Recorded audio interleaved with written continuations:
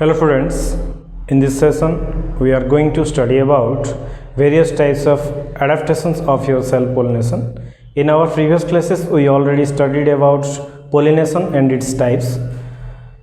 In our previous classes we also studied that the process of transfer of pollen grains from anther to stigma is basically known as your pollination, and in the case of your self-pollination the transfer of pollen grains takes place from the same flower or same flower born on the same plant. That means one flower's anther is going towards your another flower's stigma, but the both flowers are born in a same plant. That means this is the basic gist of that cross pollination, sorry, self pollination. So today we are going to study about our adaptations of self pollination. So here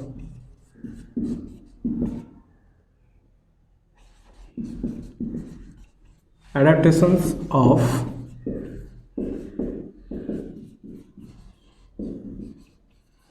self-pollination. In the sense of adaptations of self-pollination, we are going to study about the first adaptation, which is otherwise known as your homogamy. Before going to homogamy, I want to clear a thing to all of you that self-pollination mostly occur in your bisexual flower. As we are studying about your self-pollination, that means itself pollination takes place. In our previous classes I told you that self means your self-marriage thing, that means your self-pollination thing, and the self-pollination takes place in a single flower. That means both the whorls are present in a single flower, so it is must be a bisexual flower. The homogamy is also occur in your bisexual flower. So when both the sex organs, that means both the sex organs are mature at the same time, then it is known as your homogamy. So the maturation of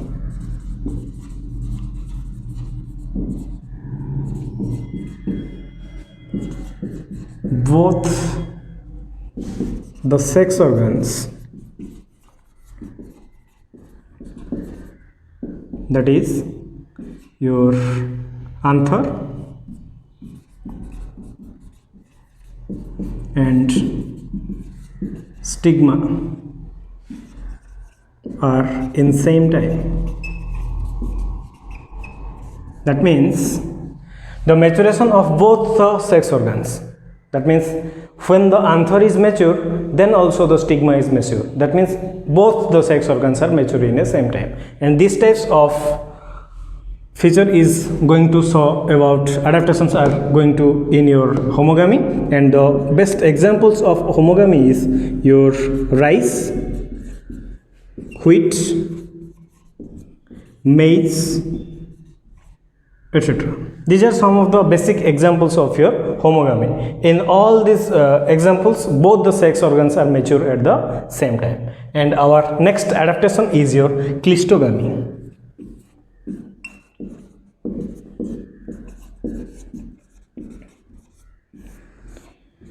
In cleistogamy, the total flower is enclosed. Enclosed means total flower is closed. That means both the sex organs, that means your anther and stigma, both are closed in a total flower. That means the flower is closed and both the sex organs are inside it. That means there is no chance of extra pollinating agent, extra pollination. That means pollen grains are not come inside the flower and the pollen grains are bound to reach on the same stigma. That means when the your anther is mature, then the pollen grains are reached over the same flower's stigma.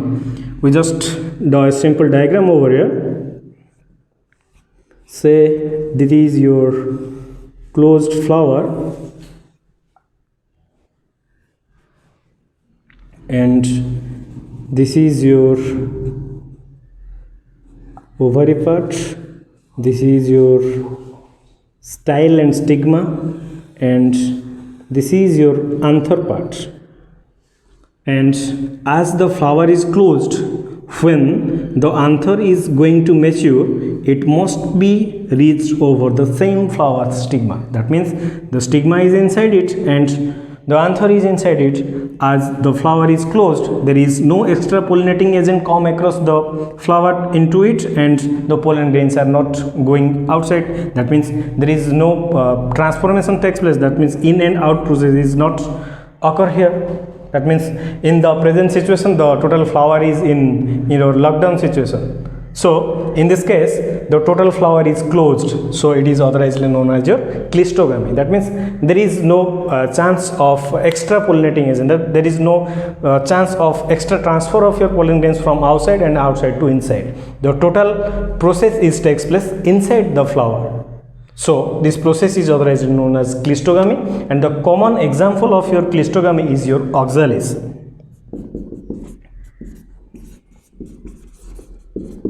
This is your common example, your oxalis, and it is authorized known as your wood sorrel.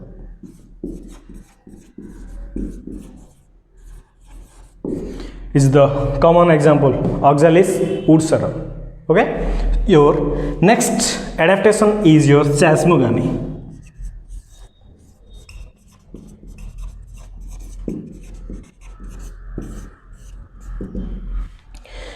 In chasmogamy, the basic thing is the flower is open. That means the total your process, that means the flower is totally fertilization is occur and the total flower is open, and both the maturation takes place. That means your anther is mature, your stigma is mature, and the total flower is going to open up. That means after maturation of the total whole, the flower is going to open. That means it is a open structure. In some cases the flower are also as the total structure is present in a single plant, it also there is a chance of your self pollination, also be your cross pollination. That means two types of pollination are also takes place. And the common example of your chasmogamy is your Commonella bengalensis, and it is a common flower. I think you all know about it. The example is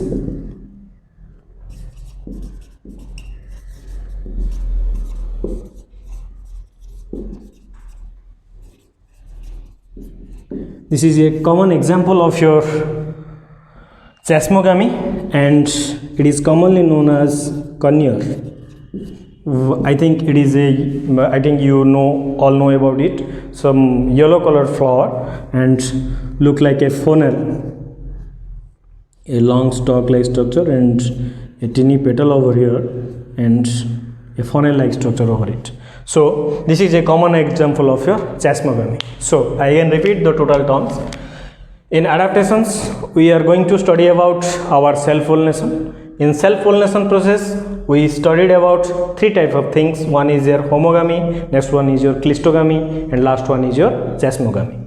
In homogamy, we studied that both the sex organs, that means your anther and stigma, both are mature at the same time, and as it is mature at the same time, is mostly example, that means most common examples are your rice, wheat, maize, and an extra example you also wrote over here is your rangini. In your first year, I also told you about that in your class. That means your rangini means your 4 o'clock plant. And nextly is your cleistogamy, and cleistogamy means I told you that in this current situation it is that the lockdown process flower, and it is authorizedly known as your closed flower. This closed flower means total structure is closed in it, that means it is enclosed in cover of, and both the sex organs, that means your anther and stigma, both are closed in a single flower, and it is bound, the anther is bound to give their pollen grains to the same stigma of that flower, and pollination is takes place inside the flower. Then it is known as your cleistogamy, and the common example is your oxalis, otherwise known as your wood sorrel. Last one is your chasmogamy. In chasmogamy, total flower is open, that means total structure is open and flower is going to mature, and the basic example is your Commonella bengalensis. Some cases in self-pollination and cross-pollination also this type of flowers are going to occur, and these are some of the adaptations. And I told you one thing, that as we are going to study about your self-pollination, these are also the basic things, and some other things are we are going to study about, that means your merits and demerits. As we studied about merits, there is also some of your demerits points. So in merits of self-pollination, the first point, it does not depend upon external agencies. That means it does not depend upon external agencies. External agencies means your some of your passive external agencies or your active external agencies. You may take an example of your honeybee, or you may take any other insects, your birds, that means your hydrophily technique of, that means your water, ornithophily technique or wind pollinating agents. A number of agents are there, but as we are studying about our self pollination, so there is no need of any external agents. That means these types of agents are not necessary over here. That means both the sex organs are present in the same flower. That means your male ovule is present, your female ovule is present. As both are present in a single ovule, so there is no external carrier is necessary. That means there is no external carrier is required, so there is no external agencies. So this is one of your merit points. Next one is, there is no expenditure of energy in producing nectar's fragrance, as it is not undergo. There is types of external agencies. Why external agencies come to a flower?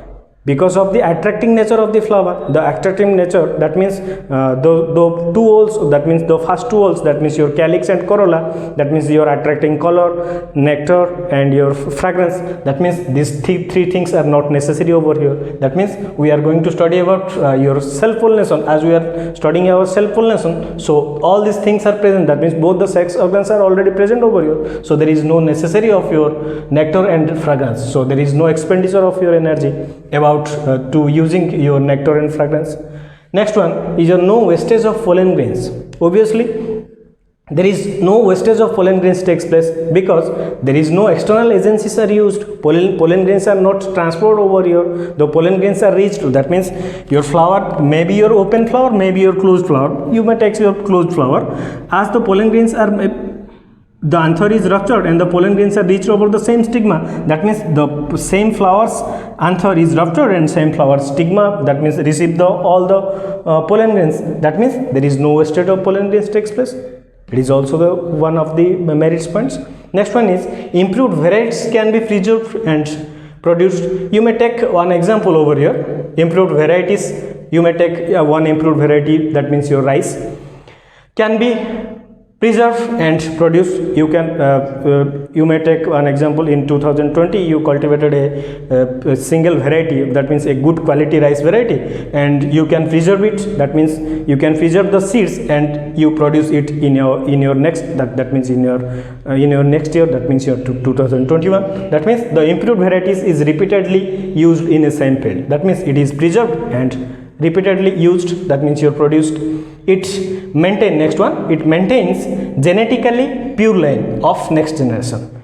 Obviously, as we are studying about a single example, that means your rice variety, in this case also maintains the genetically pure line. If you consider a single variety rice and you cultivated a number of lumps of amounts of seeds, and nextly you used that seeds, that means your next year you used that amount of seeds, and there is genetically pure line. As there is no cross pollination, that means there is no pollinating agent, self pollination takes place over here, so there is no genetically, that means there is no genetically your pure line. It is a genetically pure line, so it is used over here repeatedly year by year. And the demerit point is, as we are repeatedly used continuous of self pollination, as we are repeatedly use the same rice variety or same wheat variety, maize variety, whatever it may be, generation to generation, that means year by year we are using it produce weak offsprings. That means later it may be varieties are going week by week, day by day. That means there is less resistance of your disease capacity also takes place, immunity of the disease also decreases, and there is no possibility of variations, there is no extra variations also takes place. So this is all of your merits points and the demerits point, and I think the total process is helpful to you. That means this class is also helpful to you.